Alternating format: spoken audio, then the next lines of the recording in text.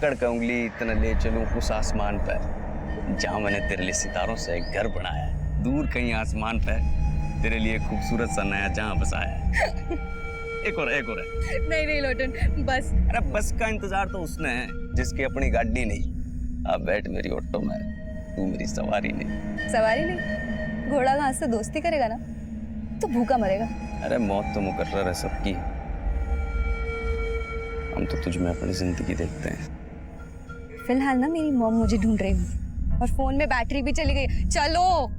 अरे तू ले मेरा फोन तो फोन करके अपने घर पे कर दे क्रांति, बोल दे वो अपने लोटन के साथ। तुम्हारा नाम सुनते ही ना मेरी मॉम लोटपोट हो जाएगी। अरे यार इतना सीरियस क्यों हो रहे हो? जब वक्त आएगा ना तो मैं सब कुछ प्यार से बता दूँ। ओके? क्या बता देगी? यही कि मैंने एक ऑटो वाले लोटन के साथ अपना मीटर डाउन किया है।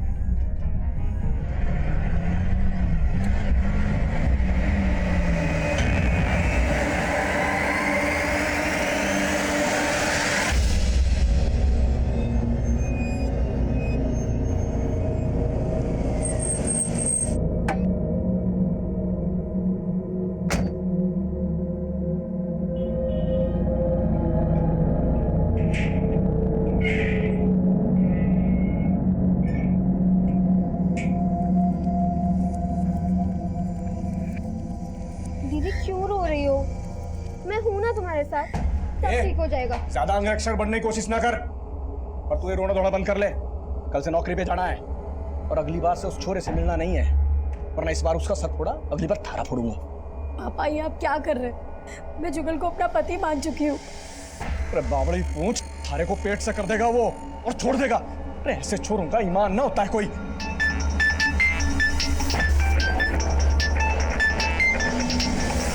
ना काट क्यों दिया? तने भी कोई पति बना रखा है क्या? ना बोल। आप मेरे और दीदी के साथ ऐसे पेश मत आया करो, वरना आदिल अंकल को बोल के आपको अंदर करवा देंगे।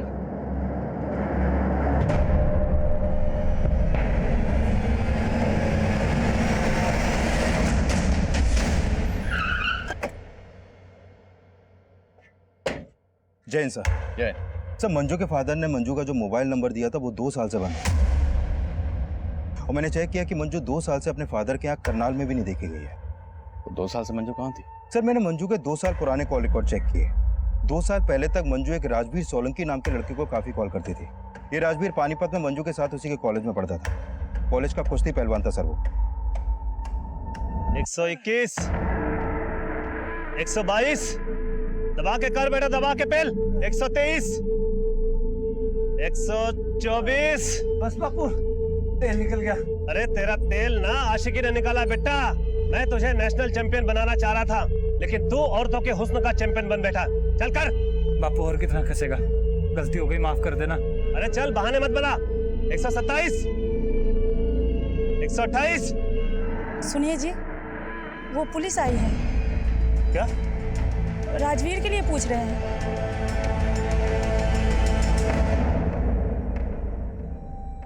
क्या हुआ पहलवान, मुंह में दही क्यों जम गई? मंजू का नाम सुनते ही चुप क्यों हो गए? मैं किसी मंजू को नहीं जानता जी। अच्छा, ये है मंजू, ये तुम्हारे साथ कॉलेज में पढ़ती थी। अब याद आया? यो मंजू जी? हाँ जी, याद आ गया। ये जी मेरे साथ कॉलेज में पढ़ा कर रही थी, मेरी दोस्त थी। जनाब बात क्या होगी? हमें मंजू की लाश मिली। अब नाटक बंद कर, ये बोल के मंजू के साथ तुम्हारा क्या रिश्ता था? जनाब मेरी दोस्त थी, 2 साल से तो देखा भी नहीं मैंने जी उसे। मंजू के फादर का कहना है कि 2 साल पहले उसने किसी लड़के के साथ भागकर शादी की थी और तेरे कॉलेज के दोस्तों का कहना है कि तेरे से अच्छा मंजू का और कोई दोस्त नहीं था, है ना? साहब आप कहना क्या चाहते हो? साफ साफ बोल दो ना। सोलंकी जी, साफ साफ ही बोल रहा हूँ। हमें शक है कि आपके लड़के ने 2 साल पहले मंजू नाम की लड़की से भागकर शादी की थी। लगता है किसी ने आपके कान भरे साहब। हमारा बेटा कुंवारा है। तो ये आपके बेटे से पूछ लेते। तो मंजू के सबसे अच्छे दोस्त, तो तुम्हें तो पता ही होगा कि 2 साल पहले मंजू ने किस लड़के के साथ भागकर शादी की थी। जनाब मालूम नहीं, मैं तो बोल रहा हूँ ना जी, मैंने 2 साल से मंजू को देखा भी नहीं है। सब पक्का ये बाप बेटे हमसे कुछ छिपा रहे हैं। मंजू की तस्वीर पड़ोसियों को दिखाओ, पता करो कि पिछले 2 साल में किसने मंजू को यहाँ पर देखा था, और ये भी पता करो कि मंजू की जिंदगी में राजवीर के अलावा कोई और भी था? Okay sir.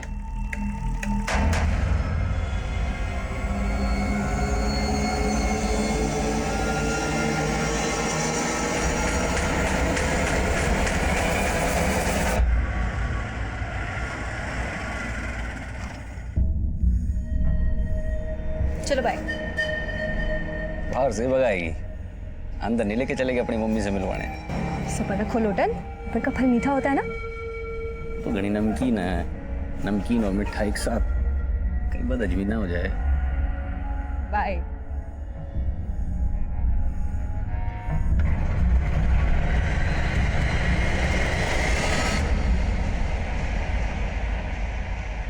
हेलो। ये क्या हुआ है? तो असल लग रही, सब तेरी वजह से हुआ है। मुझे नहीं खेलना तेरा शतरंज का खेल। प्यार करूं तुझसे और इश्क लड़ाऊं तेरी बहन से। बंद करियो नाटक। खत्म ही करना था तो क्यों सोया मेरी बहन के साथ? तेरी बहन भाग गई थी और इससे पहले मैं भाग जाता ना, तेरे पापा आ गए थे। और अपनी फैमिली को तू जेलस करने के लिए ना अपनी बहन की भावनाओं से खेल रही है। प्यार करने लगे सच में मुझसे वो। अरे तो तू भी करना, क्या प्रॉब्लम है? वैसे भी रिंकी दीदी तुझे बहुत खुश रखेगी। ये? मैं तुझसे प्यार करता हूँ। किसका फोन है? छोड़ तू। मुझे तेरे इरादे ठीक नहीं लग रहे। ये खिचड़ी पकड़ी? खिचड़ी ना टंगड़ी कबाब। तू टेंशन ना ले, तेरे जायके का पूरा ख्याल रखूंगी मैं, ठीक है?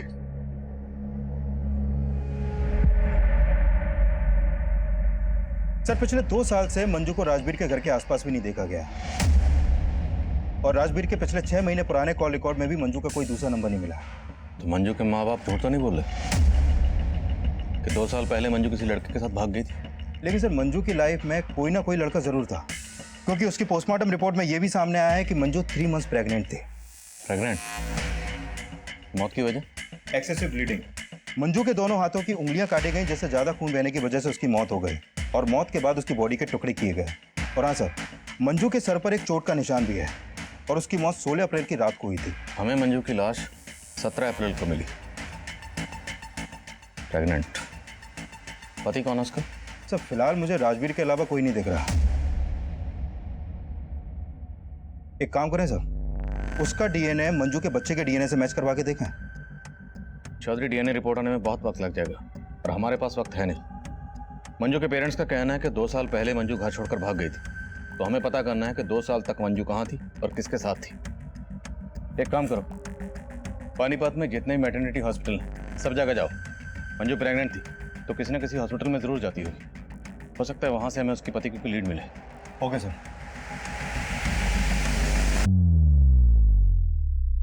शुरुआत में कटी उंगली मिलने के बाद मेरे कलीग्स ने मर्डर की थ्योरी बनाई, पर मुझे लग रहा था कि शायद ये केस मर्डर का ना हो। पर यह केस ना सिर्फ मंजू के मर्डर का था, बल्कि इस केस में एक से एक खौफनाक मंजर सामने आने वाले थे, जिसमें मंजू के मर्डर से लेके उसके जिस्म के टुकड़े टुकड़े करने के मंजर से भी कहीं ज्यादा खौफनाक मंजर थे।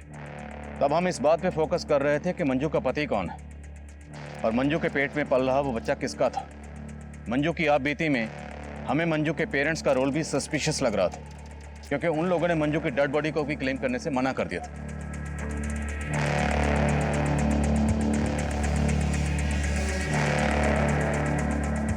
मंजू का मर्डर इतना ब्रूटल था कि मीडिया ने शुरुआत से ही हम पर प्रेशर सिचुएशन क्रिएट कर दी।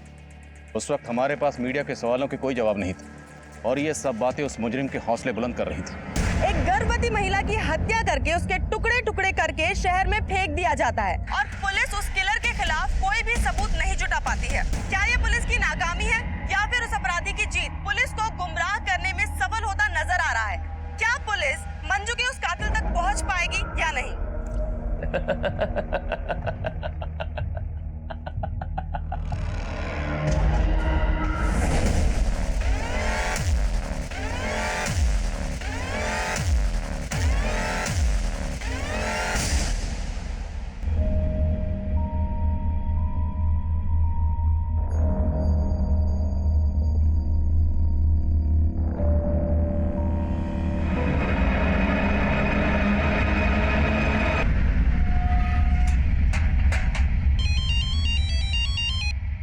हाँ चौधरी।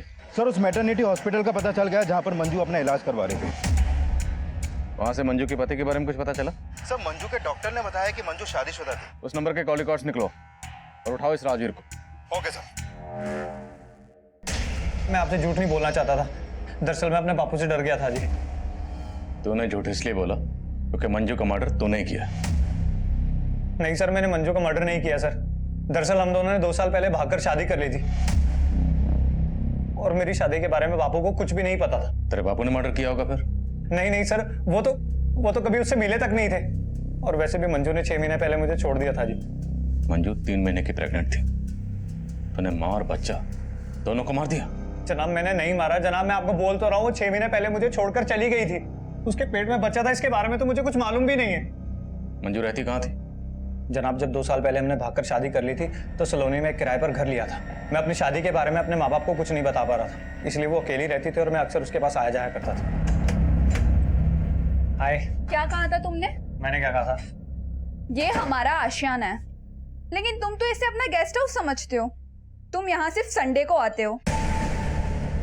अरे मंजू, फिर वो एक ही बात पर ताना। क्यों ना मारो ताने? तुमने मुझे अपनी रखेल समझ रखा है। मैं तुम्हारी बीवी हूँ। देखो, अगर तुम्हें हिम्मत नहीं है मुझे अपने माँ बाप से मिलवाने की तो तुम भी यही रुक जाओ, जिससे मैं तुम्हारे लिए अपने माँ बाप को छोड़ के आई हूँ। मंजू मुझे और वक्त चाहिए, समझो ना। थक चुकी हूँ मैं, अब मुझसे और सहन नहीं होता। देखो, या तो तुम मुझे अपने घर ले जाओ या तो तुम अब से यही रहोगे।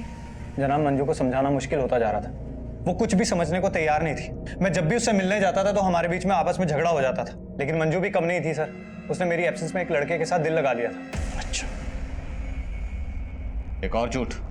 नहीं सर, मैं झूठ नहीं बोल रहा। जब आखिरी बार 6 महीने पहले मैं वहां गया तो मैंने मंजू के साथ उस लड़के को देखा।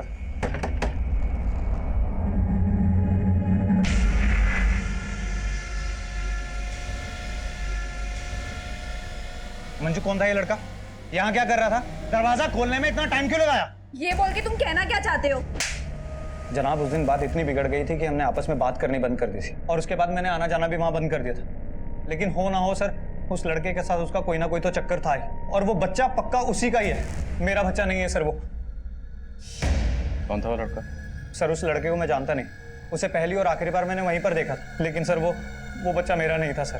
तो बच्चा तेरा है या नहीं, ये मंजू की डीएनए रिपोर्ट से पता चल जाएगा।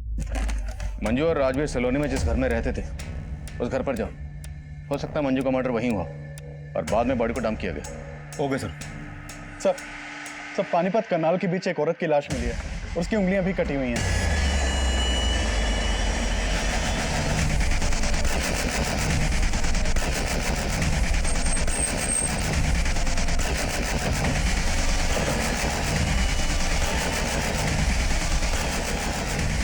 अरे पीछे हटी। निकालो जरा। मोहब्बत के हारे किला फतेह करने निकले, तेरे साथ नहीं तो तेरे पास सही, हम जीतने वालों को हराने निकले। आखिर ये शायरो शायरी करके और ये उंगलियां काट के कातिल साबित क्या करना चाहता है? सर मंजू की लाश को टुकड़े टुकड़े करके डंप किया गया और इसकी सिर्फ उंगलियां काटी गई हैं। काफी हद तक मर्डर का मॉडस ऑपरेंडी सेम है। बॉडी की शिनाख्त करवा, हो सकता है इसका मंजू या उसके जान पहचान वालों से किसी को ताल्लुक हो। सर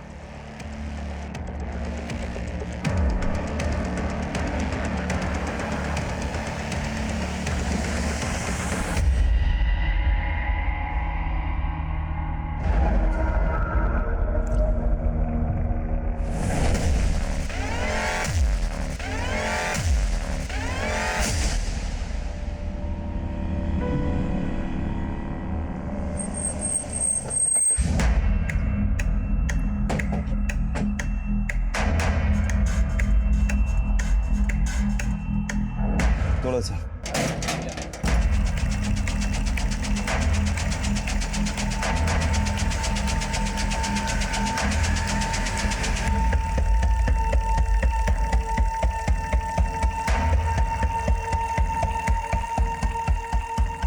सर मंजू के सलोनी वाले घर में ऐसे कोई साइन नहीं मिले जैसे लगे कि मर्डर यहाँ पर हुआ हो। करनाल और पानीपत के बीच हमें जिस औरत की लाश मिली है उस औरत की भी उंगलियां काटी गई। मैं तुम्हें उसकी तस्वीर भेज रहा हूँ, जरा पता करो क्या उस औरत का मंजू के घर पर आना जाना था? Okay sir. नहीं जनाब, मैं इस औरत को नहीं जानता और मुझे मालूम नहीं कि मंजू इस औरत को जानती होगी कि नहीं। इस औरत को मंजू के घर में कभी आते जाते तो नहीं देखा है। ये मंजू का हस्बैंड है जो दिल्ली में कहीं जॉब करता है और संडे संडे आता है, पर अभी कुछ टाइम से वो यहाँ पे आना ही बंद कर दिया है। ऐसा तो नहीं लगता था, पर सर कुछ समय से एक आदमी का यहाँ पे काफ़ी आना जाना हो रहा था।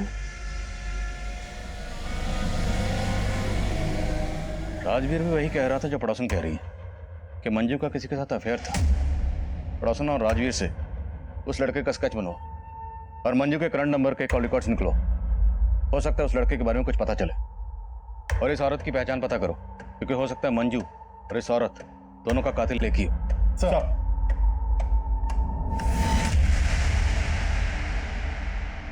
अरे भाई ये ऑटो गाड़ी पार्क कर देना और एक भी स्क्रैच नहीं आना चाहिए। ए भाई, यहाँ मैं कार पार्किंग के लिए खड़ा हूँ, तुम्हारी उड़न खटोला के लिए नहीं। ओ भैंस की पूछ, रोमांस के मूड में हो, इसलिए प्यार से सुन। मैं तेरा कस्टमर हूँ और तू दरबान। बेगर्स कांट बी चूजर्स, समझा? नहीं समझा? अच्छे से गाड़ी पार्क करियो, एक भी स्क्रैच आ गया ना तो तेरी खाट खड़ी कर दूंगा।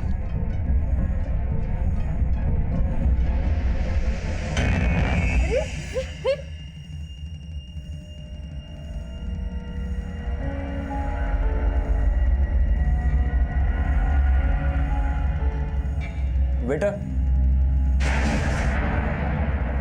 लोटन, सुनो ना, वो मैं कह रही थी कि जब हम घर जाएंगे ना,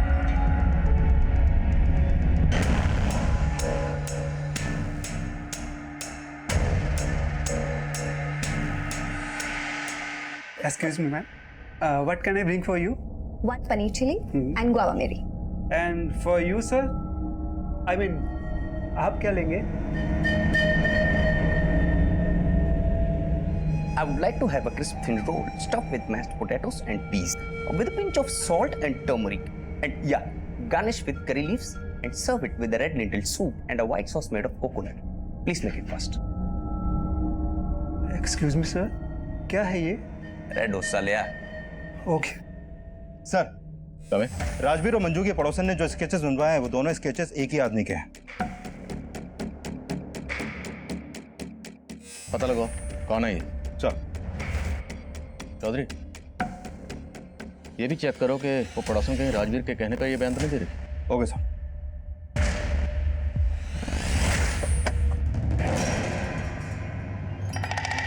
बाय।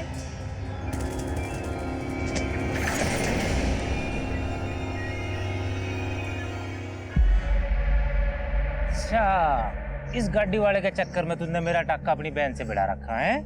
अरे नहीं यार, कजिन है मेरा, यहाँ तक आ रहा था तो ड्रॉप कर दिया। बस अब मैं तेरे चक्कर में नहीं आने वाला।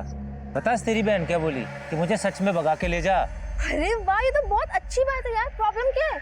ऐश करना। बहुत हुआ तेरा मजाक। तेरी बहन को ना मैं सच सच बता दूंगा कि मैं उससे नहीं तेरे से प्यार करता हूँ। प्यार प्यार प्यार यार, इंसानियत नाम की भी कोई चीज होती है। तो ये दिल विल का चक्कर छोड़ और मेरी बात मान। तेरी लाइफ सेट है, समझा? चल चल। सर फाइल भेजो। एक रोजी नाम की लड़की की मिसिंग कंप्लेंट दर्ज हुई थी संगमनगर थाने में। ये कंप्लेंट रोजी की मां ने दर्ज करवाई थी। सर रोजी की फोटो उस औरत की फोटो से मैच करती है जिसकी हमें उंगली कटी लाश मिली थी।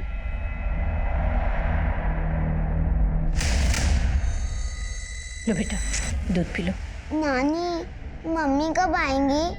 आ जाएगी। लेकिन कब? उन्होंने मुझे बोला था फिल्म दिखाने लेके जाएंगी, लेकिन वो खुद इतने दिन से नहीं आई।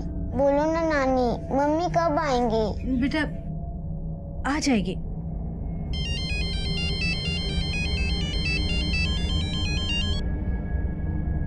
हेलो,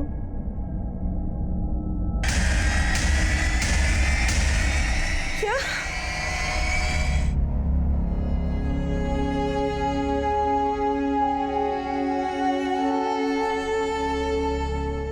सर रोजी कॉल सेंटर में काम करती थी।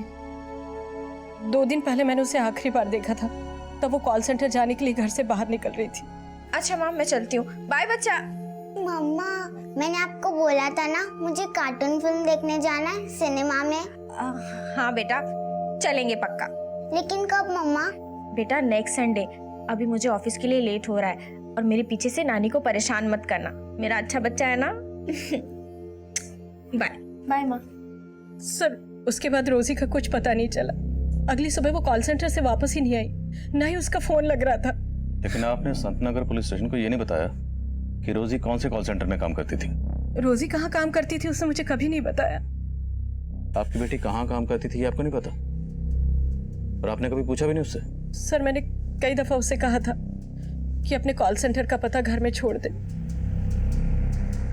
आपने बताया कि रोजी की बेटी है, उसका पति कहाँ? रोजी की अपने पति से नहीं बनती थी, इसलिए 3 साल पहले वो अपने पति से अलग हो गई थी। कहाँ रहता है वो जींद रोड पे रहता था और रोजी से अलग होने के बाद वो कहीं शिफ्ट हो गया था। कहाँ शिफ्ट हो गए? सर वो मुझे नहीं पता। मैडम आपको आपके दामाद का नाम तो पता होगा। उसका सुनील नाम है। किसी पे शक आपको? कौन आपकी बेटी के साथ ऐसा कर सकता है? नहीं सर मुझे कुछ नहीं मालूम। कुछ दिन पहले मंजू नाम की एक लड़की का कत्ल हुआ। ये है मंजू, इसकी भी ठीक वैसी उंगलियां काटी गई जैसे आपकी बेटी रोजी की काटी गई। क्या आप इसे जानती हैं? हो सकता है ये आपकी बेटी रोजी को जानती हो, कभी आपके घर आई हो। नहीं सर मुझे कुछ नहीं मालूम इसके बारे में। कुमार, पता लगाओ रोजी कौन से कॉल सेंटर में काम करती थी, और उसके पति सुनील का भी पता लगाओ। सर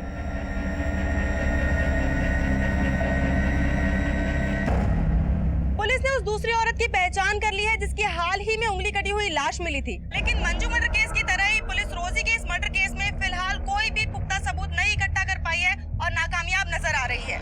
अब सबसे बड़ा सवाल ये उठता है, क्या मंजू और रोजी का कातिल एक ही है या ये कोई 2 अलग-अलग लोग हैं?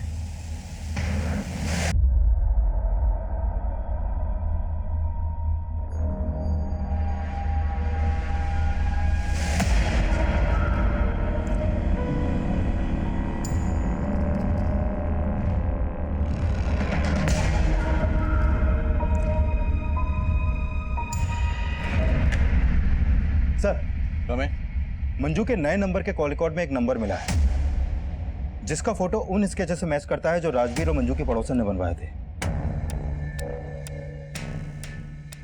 इसका नाम महेश सिंह है सर। इसका मोबाइल नंबर करनाल के एड्रेस पर रजिस्टर्ड है। करनाल? मंजू भी करनाल की रहने वाली थी? हाँ सर, और ये भी पता चला है कि ये महेश मंजू का कजन है। ये मंजू के कोई दूर के ताऊ का बेटा है। लेकिन मंजू के माँ बाप का कहना है कि वो बिल्कुल नहीं जानते थे कि 2 साल तक मंजू कहाँ रह रही थी। तो फिर ये मंजू का कजन ये मंजू से मिलने क्यों जाता था, और इसे कैसे पता कि मंजू कहाँ रहती थी? सर मैं हमेशा मंजू का सपोर्ट करता था सर। मानता हूँ चाचा जी उनकी शादी के खिलाफ थे, लेकिन राजवीर के साथ घर से भाग जाने के बाद से मैं लगातार मंजू के टच में था। लेकिन राजवीर का कहना है कि उसने तो मंजू को 6 महीने पहले ही छोड़ दिया था। सर राजवीर ने मंजू की जिंदगी बर्बाद करके रखी थी, बल्कि मंजू तो उसके खिलाफ कानूनी मदद भी लेना चाहती थी। चीट किया था सर उसने मंजू को। उसकी वजह से उसने अपना घर परिवार छोड़ा, अपने पेरेंट्स से अपना रिश्ता खत्म किया, और बदले में उसे क्या मिला? सिर्फ दुख। कहीं तुमने भी बदला तो नहीं लिया? मंजू के माँ बाप के कहने पर तुमने मंजू को... कैसी बातें करें सर आप? मंजू के पेरेंट्स को तो पता तक नहीं है कि मैं मंजू के टच में था। लेकिन मंजू का मर्डर हो गया, फिर भी तुम हमारे पास नहीं आए? सर क्योंकि मैं दिल्ली गया हुआ था किसी काम से, और मैंने तो सोचा भी नहीं था कि मंजू के साथ इतना बुरा हो सकता है।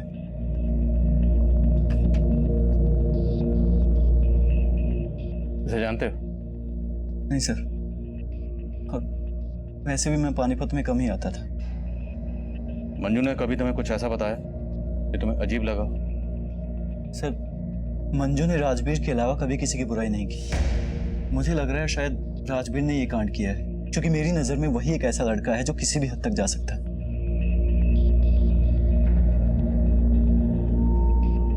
सर राजवीर और मंजू के पड़ोसन को लग रहा था कि ये महेश मंजू का लवर है, लेकिन ये तो मंजू का कजन निकला। सर कहीं ये एंगल मंजू के पेरेंट्स से तो नहीं जुड़ा? शायद ऑनर किलिंग, क्योंकि वो लोग भी मंजू और राजवीर की शादी के खिलाफ थे।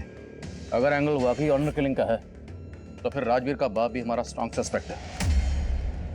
एक काम करो, इन सब के डीएनए मंजू के बच्चे के डीएनए से मैच करो। हम किसी का भरोसा नहीं कर सकते। Right sir.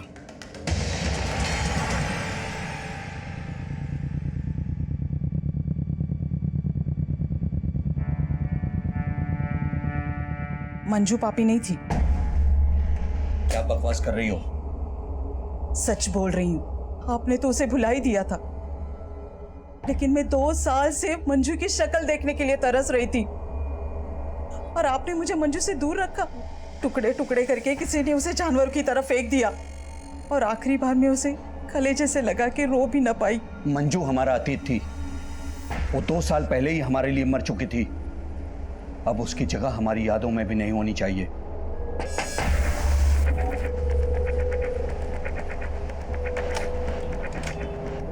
सिंह साहब, आपको हमारे साथ चलना है। चलना होगा? आपका डीएनए टेस्ट करवाना है।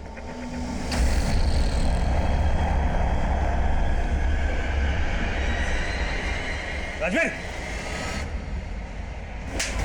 तेरी वजह से पूरी जात बिरादरी में कहीं मुंह दिखाने लायक नहीं छोड़ा तूने। वो पुलिस वाले सोच रहे तेरी लुगाई मंजू के पेट में मेरा बच्चा है। मेरा डीएनए करवा रहे हैं वो लोग, सब तेरी वजह से। मेरे को भी बहुत धोया बापू उन्होंने, और तू तो मुझसे बड़ा पहलवान है ना, उनके डंडों से तेरा तेल ना निकलने वाला। क्यों डर रहा है तू?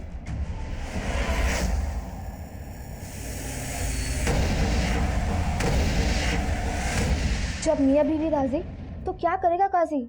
दीदी, मैं बोल रही हूँ, मान लो मेरी बात। भूल जाओ मम्मी पापा क्या कहेंगे और भाग जाओ जगल जीजा जी के साथ। बाकी की सारी सेटिंग मैं कर दूंगी पक्का, ठीक है? ए छोरी, क्या सिखा रही है अपनी बहन को? अजी सुनते हो? जल्दी आओ।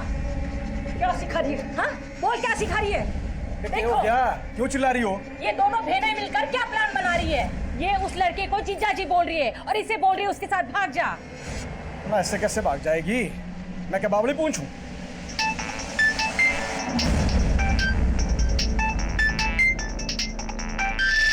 तने किसके फोन आते रहते हैं? हैं? ना बता दे, कहीं ऐसा ना हो रिंकी से पहले थारी टांगे तोड़नी पड़े। कंजर खाना बना रखा है घर को।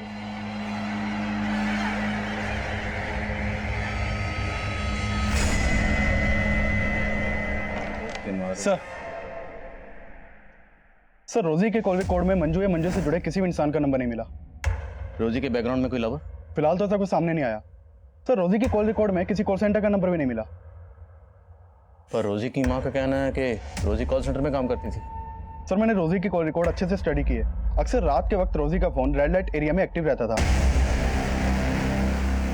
Red light area? तो मतलब रोजी, एक काम कर, जिन जिन रेड लाइट एरिया में रोजी का नंबर एक्टिव रहता था वहां पूछताछ कर। सर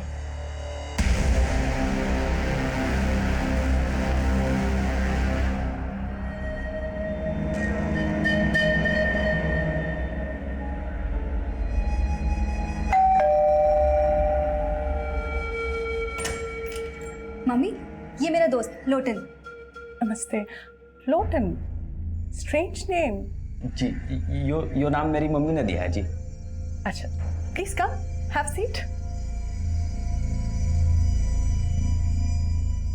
तो लोटन, तुम काम क्या करते हो? ऑटो है जी मेरा। Auto driver? नहीं जी, मतलब ऑटो मेरा खुद का है, मैं ओनर हूँ उसका, और अपनी मर्जी का भी। मम्मी, आपको पता है मैं ना लोटन के ऑटो में ही रोज कॉलेज जाती हूँ और पता नहीं टाइम कैसे बीत जाता है, पता ही नहीं चलता। आपको पता ही है ना, बातें ऐसी करता है कि कोई भी इंसान ना हंस के लोटपोट हो जाए। शैली, तुम इस ऑटो वाले को यहाँ मुझसे मिलवाने लाई हो? तेरा दिमाग तो ठीक है? इसमें प्रॉब्लम क्या है? प्रॉब्लम है you don't know these illiterate people. Auntie, I'm definitely an auto driver, but I've planned everything. I've planned my future, and trust me, it's bright. I'll soon begin my own startup. जैसे cab services होती हैं, वैसे auto services. I've planned everything. मेरी सारी plannings में अच्छी तरह समझ गई। अब निकल यहाँ से और दोबारा मेरी बेटी से मिलने की कोशिश की ना तो अच्छा नहीं होगा। फ्रॉड। बेबी, लोटन, एक सेकंड बात सुनो, हम बैठ के। Cool babes. कोई बात नहीं, तेरी मम्मी को मैं पसंद नहीं आया। मैं चाहता हूँ तेरी गली से तेरा नाम लेकर, और ये मोहब्बत है जो ना कभी मिटी थी और ना मिटेगी। शैली, तुझे इस ऑटो ड्राइवर के अलावा कोई लड़का पसंद नहीं आया? मॉम, मैं लोटन से प्यार करती हूँ। सर, ये कुलचे वाला है, ये बोल रहा है रोजी को जानते हैं। क्या जानते हो तुम रोजी के बारे में? साहब, वो रोजी धंधा करती थी साहब, और वो और एक लड़का अक्सर मेरे यहाँ से छोले कुलचे खाते थे। कौन लड़का? और ये रोजी का क्या लगता है?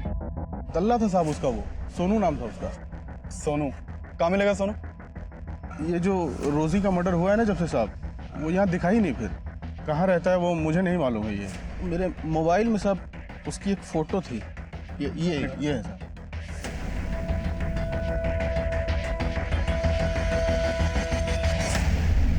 खा लो मुझे नहीं खाना। थोड़ा सा खा लो। नहीं, जब तक मम्मी नहीं आएगी मैं कुछ नहीं खाऊंगी।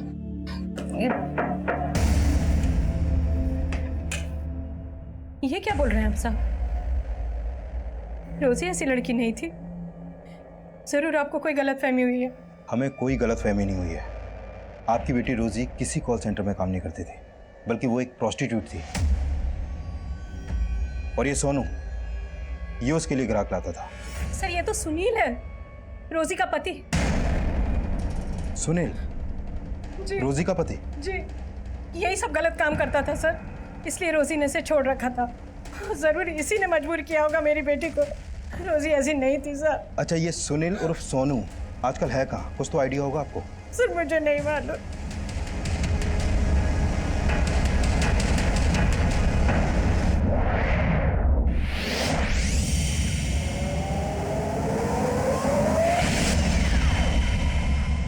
साहब, उस रोजी को ना ये धंधा अच्छा नहीं लगता था। तो क्या सोनू उससे जबरदस्ती काम करवा रहा था? वो तो अपनी बेटी को बढ़ाने के लिए, उसको पालने के लिए सब करती थी। सब वो हमारे साथ ना बहुत टाइम से धंधे पे थी। सब वो तो उसके लिए और हमारे लिए ग्राहक लेके आता था। ये सोनू मिलेगा कहाँ, तुम्हें मालूम है?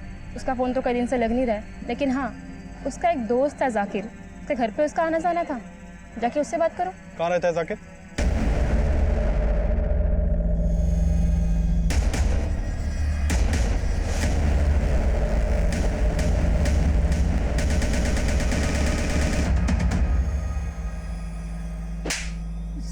सर मैंने रोजी के साथ कुछ नहीं किया सर। तो फिर हमारी टीम को देखकर भाग क्यों रहा था? तो साहब मैं डर गया था, लेकिन फिर मेरे को रोजी के मर्डर का मालूम चला, तो इसलिए मुझे पता था कि आप लोग मेरे पीछे आएंगे, इसलिए मैंने अपना फोन भी बंद कर दिया सर। लेकिन सर मैंने रोजी के साथ कुछ नहीं किया, मेरा विश्वास। सर, रोजी तेरी बीवी थी और तूने उसे मजबूर किया था इस धंधे में उतरने के लिए, है ना? नहीं साहब, रोजी जब तक मेरे साथ रहती थी तब तक मैंने उससे कोई धंधा वंदा नहीं करवाया था। लेकिन जब रोजी को पता चला कि मैं दल्लागिरी ये सब करता हूँ तो मुझे छोड़कर चली गई थी। लेकिन उसको कुछ दिन बाद आटे दाल का भाव पता चल गया था। और सर रोजी ये सब अपनी मर्जी से करती थी, मैंने रोजी के साथ कुछ नहीं किया। हाँ जरूर उसके कस्टमर ने रोजी के साथ कुछ किया होगा। कौन कस्टमर? सर कुछ रोज पहले एक टैक्सी वाला आइटम ढूंढते हुए हमारे एरिया में आया था, उसने रोजी के साथ कुछ किया होगा। मैंने रोजी को आखिरी बार उसी के साथ देखा था सर। उसके बाद रोजी लौटकर वापस नहीं आई। फिर मालूम चला कि रोजी की लाश मिली। कौन था वो टैक्सी वाला? ये तो मुझे मालूम नहीं है, पहले कभी मैंने देखा नहीं था। टैक्सी का नंबर देखा था? इतना कहाँ याद रहता है सर, मुझे तो ठीक से उसकी शक्ल भी याद नहीं है। लेकिन ये बात पक्की है कि सर वो सरदार था और उसी ने रोजी के साथ कुछ किया होगा।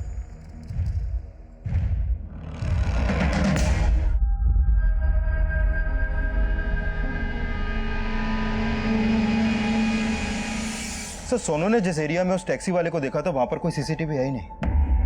नहीं, ऐसा तो नहीं कि सोनू ने खुद ही किसी नफरत की वजह से अपनी बीवी का कत्ल किया, फिर उसके पास वो शायरी छोड़ दी। लेकिन सर मैंने सोनू की हैंडराइटिंग भी शायरी की लिखावट से मैच करके देखी है, मैच ही नहीं हुई है। अगर सोनू सच बोला है तो पॉसिबल है कि मंजू ने उसी सरदार की टैक्सी हायर की हो जिसकी रोजी ने की थी, क्योंकि दोनों की मॉडस ऑपरेंडी सेम। सभी टैक्सी स्टैंड पर पता करो, एक सरदार टैक्सी वाले को ढूंढना मुश्किल नहीं होना चाहिए। राइट।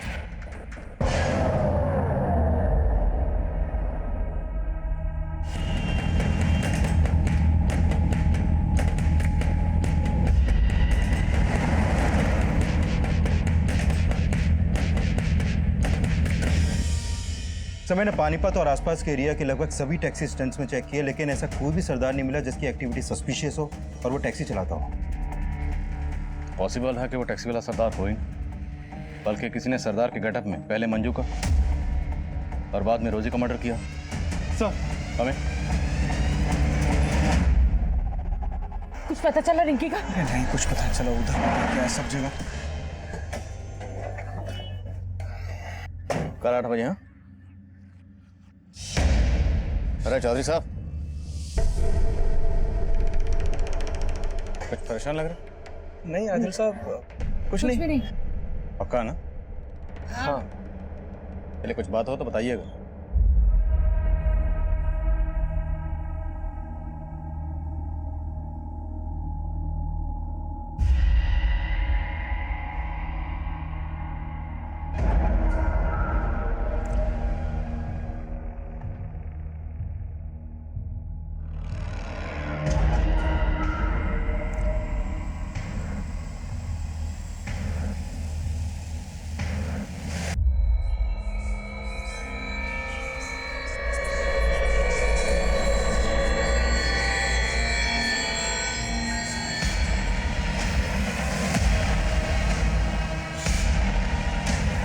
पुलिस की ड्यूटी में क्या हाल किया मेरा, न क्रिमिनल मिला न मेडल, इधर से उधर बस खाक छानते रहे। वाह वाह। जरूर बोल दीजिए आदिल साहब, क्योंकि अब इस चौथी लड़की की लाश ढूंढते ढूंढते तोते उठ जाएंगे आपके।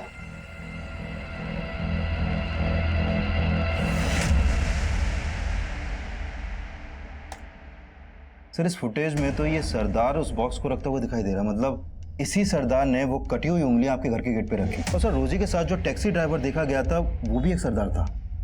लेकिन चौधरी, ये बंदा सरदार नहीं, नकली सरदार है।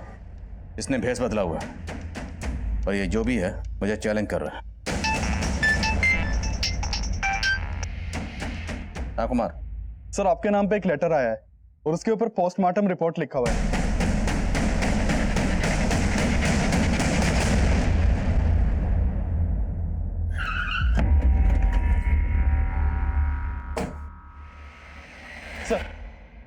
Sir letter.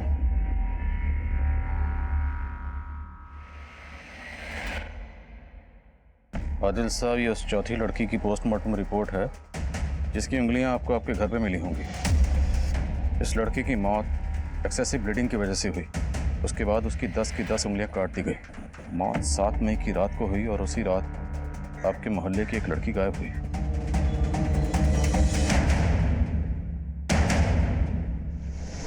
परेशान लग रहा है? नहीं आदिल साहब, कुछ नहीं। पता करो ये लेटर कहां से पोस्ट किया गया। सर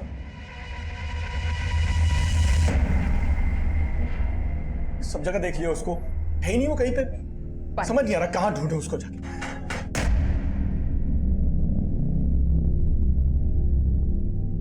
क्या चौधरी साहब, किसे ढूंढने की बात कर रहे हैं? सब ठीक तो?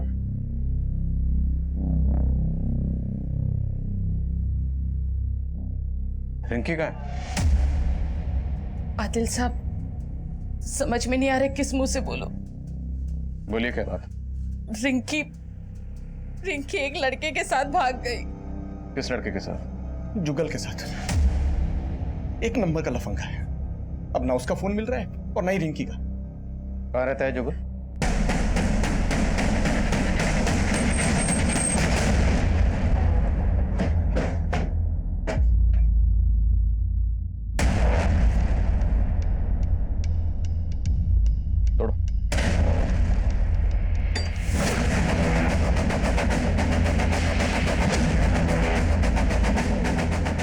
चेक करो सब जगह।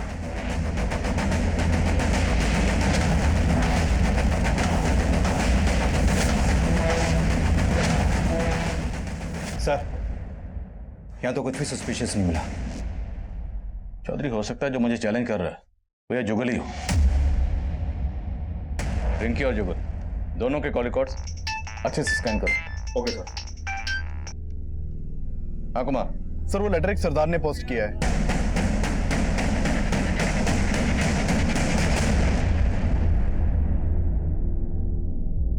ये जुगल या जुगल से कनेक्टेड कोई हो सकता है कि मेरे पड़ोस में रिंकी के अलावा और कोई मिसिंग नहीं है।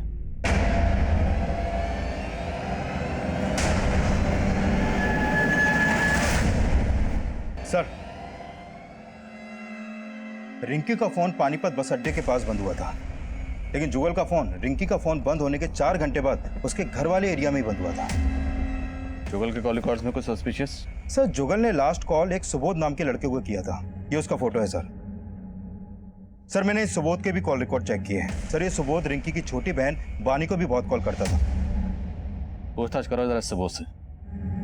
मैं बानी से मिलता हूँ। सर जुगल से मेरा कोई लेना देना नहीं है। तो फिर जुगल ने तुझे फोन क्यों किया था? दरअसल सर बात यह है कि मैं एक बानी नाम की लड़की से बहुत प्यार करता हूँ। सर काफी टाइम से हमारा अफेयर चल रहा था। सर जुगल ने एक दिन फोन पे मुझे बोला कि बानी मुझसे चीट कर रही है। सर बानी का जुगल के साथ भी अफेयर चल रहा था। वो क्या है कि जुगल से मन भर गया था उसका, इसलिए अपनी बहन रिंकी से टांका फिट करवा रही थी उसका। ये जुगल कहाँ है अभी?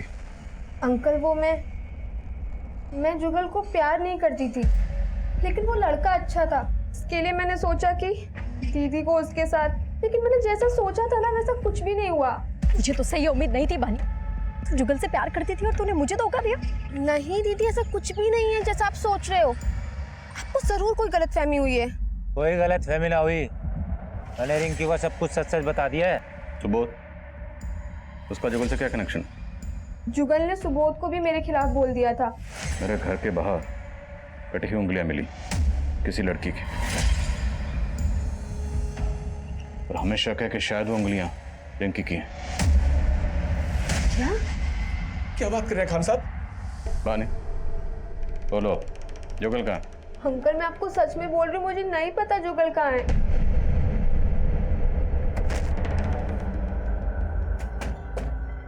मुझे खत लिखने वाले का कहना है कि उसने मेरे पड़ोस की एक लड़की को मार डाला। हमें अभी तक किसी लड़की की लाश नहीं मिली। रिंकी गायब है जुगल के साथ। एक काम कर, बानी और सुबोध दोनों के फोन सर्विलेंस पे डाल। हाँ सर, एक औरत आई है अपनी बेटी की मिसिंग कंप्लेंट लिखवाने। सर ये मेरी बेटी शैली है, कल रात से ये घर नहीं आई है और इसका फोन भी नहीं लग रहा है। सर मैं बहुत परेशान हूँ, आप प्लीज इसे जल्दी ढूंढिए, कहीं इसके साथ कुछ गलत ना हो जाए। आपको किसी पे शक है? हाँ सर, एक लोटन नाम का ऑटो ड्राइवर। शैली तो नादान है, वो कह रही थी कि वो लोटन से प्यार करती है, लेकिन मुझे शक है कि शैली के गायब होने में उस लोटन का ही हाथ। कहाँ रहता है लोटन?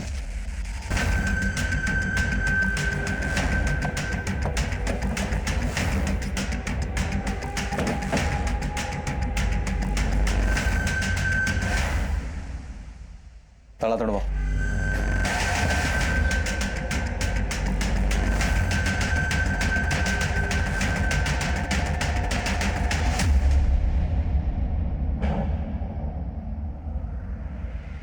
सर ये देखिए,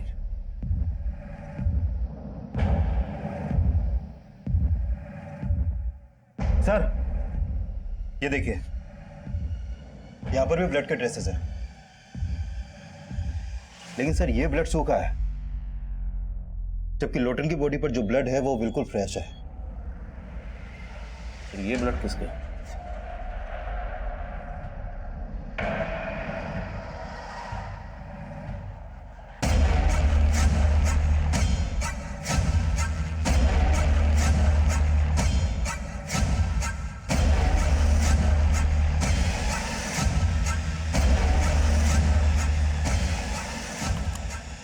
लोटन के पड़ोसी से पता करो इसका किस किस से मिलना जुलना था और कहाँ कहाँ आना जाना था। Okay sir. हाँ बोलो कुमार। सर जिस एरिया में रिंकी का फोन बंद हुआ था उस एरिया में रिंकी की लाश भी मिली है।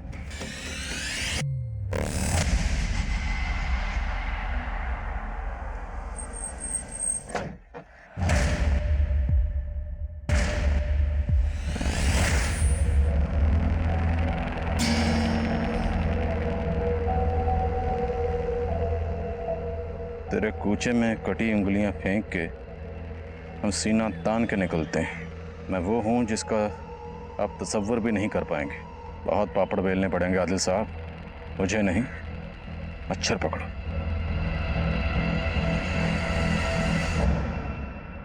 कुमार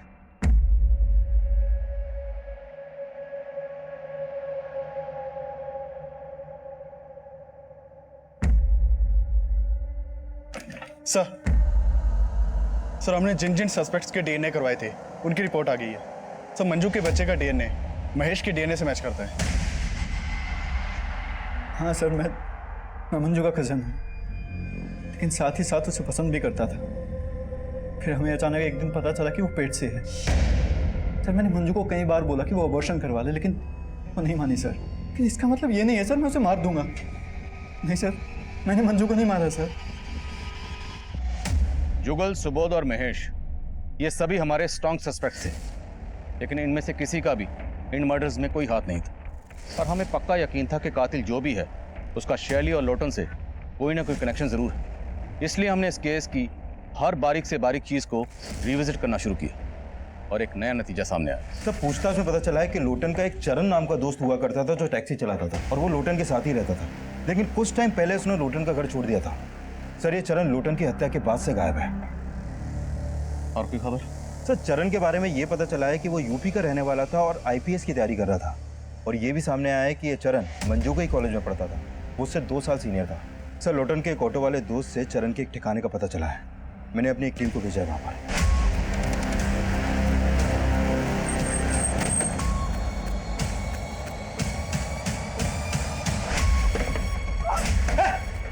पकड़े से पकड़ो, लेके जाओ।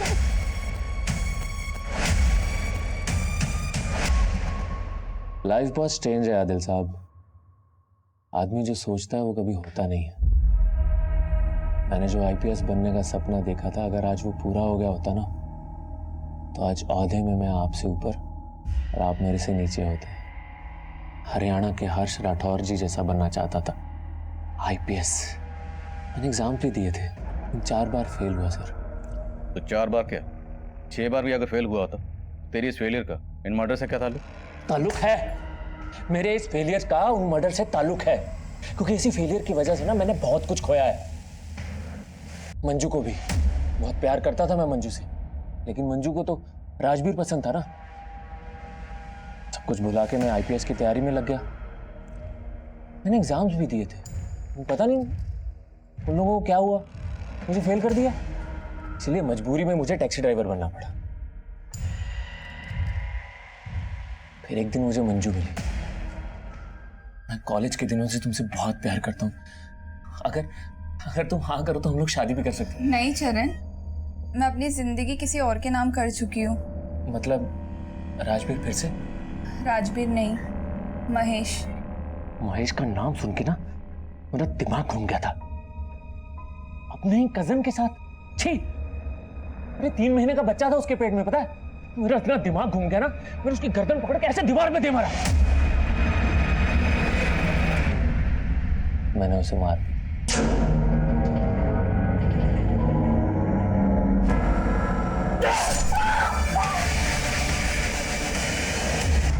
आप लोग मंजू को पहचान ना सको, इसलिए मैंने उसकी बॉडी के टुकड़े टुकड़े करके जंगल में फेंक दिया। मुझे लगा जब तक आप लोग उसकी बॉडी की शिनाख्त करोगे गायब हो जाऊं, लेकिन आप लोग तो मेरे तक पहुंच ही नहीं पाए। सर हंसी आती है मुझे आप लोगों पे, और गुस्सा भी। करप्शन से भरे सिस्टम की वजह से ना मैं आईपीएस नहीं बन पाया। इसीलिए अपनी काबिलियत साबित करने के लिए ना मैंने आप लोगों का इम्तिहान लेना शुरू किया। सबसे पहले मैंने उस धंधे वाली रोजी को मारा।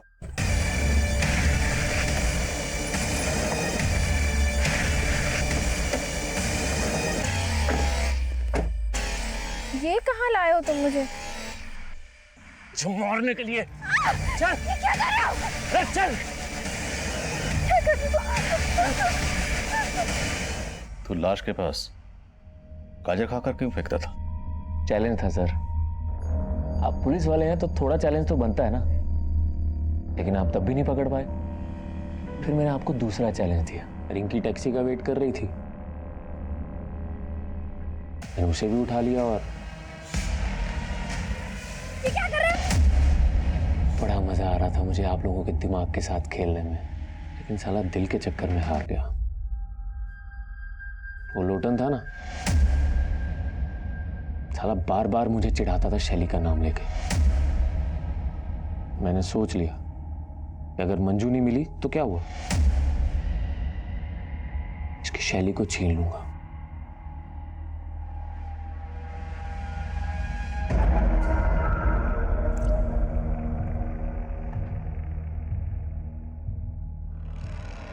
मैंने लोटन को भी मार दी। तेरी तरह नहीं, आईपीएस का झंडा लेकर घूमा जिंदगी भर और कुछ नहीं उगाड़ा। मेरी पढ़ाई और मेरी आईपीएस के बारे में कुछ मत बोलना, समझा? तू नहीं जानता मैंने कितनी मेहनत की आईपीएस बनने के लिए। काय की मेहनत? 20-25 हजार की नौकरी कर रहा होता अगर मुझसे थोड़ी बहुत इंग्लिश सीख लेता तो। ऑटो ड्राइवर तेरी, तू मुझे अंग्रेजी सिखा, तू मुझे अंग्रेजी सिखा। लोटन को मारने के बाद मैंने शैली को भी उठा लिया। शैली बस मेरी होने ही वाली थी कि आप लोग आ गए और मुझे उठा के यहां ले आए। क्या बनना चाहता था? IPS, Indian police service. Police वाला बनना चाहता था, लेकिन इतना भी नहीं जानता कि कानून किस तरीके से काम करता। जानता तो ये जरूर पता होता कि मुजरिम कितना भी शातिर क्यों ना हो, एक ना एक दिन कानून के हत्थे जरूर चढ़ता है। चरण आज भी सलाखों के पीछे अपने गुनाहों के लिए सिर्फ सिस्टम को ही कसूरवार समझ रहा है, जबकि सच ये है कि इंसान अपनी हालत और हालात के लिए खुद भी जिम्मेदार होता है। किसी इंसान की कामयाबी का फैसला इस बात पे भी होता है कि उस इंसान ने अपनी गलतियों से क्या सीखा। ये केस मंजू के मर्डर से शुरू हुआ था। मंजू इस केस का एक ऐसा यादगार चेहरा था जिसकी जिंदगी में गुनाह हर मोड़ पर दस्तक दे रहा था। राजवीर को ठीक से समझे बिना मंजू ने अपने पेरेंट्स को छोड़ दिया और राजवीर से धोखा खाने के बावजूद मंजू महेश की नीयत को नहीं समझ पाई और चरण को अपना दोस्त मानकर उसने चरण के सामने अपने माजी के सारे पन्ने खोल दिए, जिसने चरण की नाकाम सोच में आग में घी डालने का काम किया। चरण ने अपने पागलपन में रोजी लोटन को सिर्फ इसलिए मार दिया क्योंकि वो मेरी काबिलियत का इम्तिहान लेना चाहता था। ऐसी सोच हमेशा इंसान की बर्बादी की वजह बनती है। कहते हैं जो इंसान अपनी हार कबूल करता है, अपनी गलतियों से सीखता है, कामयाबी एक ना एक दिन उसके कदम जरूर चूमती है। लेकिन जो इंसान अपनी हार कबूल नहीं करते, अपनी गलतियों से सीखते नहीं है, कहीं ना कहीं उनके कामयाब होने की उम्मीद भी खत्म हो जाती है। और चरण इसकी जीतती जागती मिसाल है। अब मैं आदिल खान आपसे इजाजत लेता हूं। आपसे फिर मुलाकात होगी एक और नए केस के साथ। तब तक देखते रहिए क्राइम पेट्रोल दस्तक। मकसद बताना नहीं, बचाना है।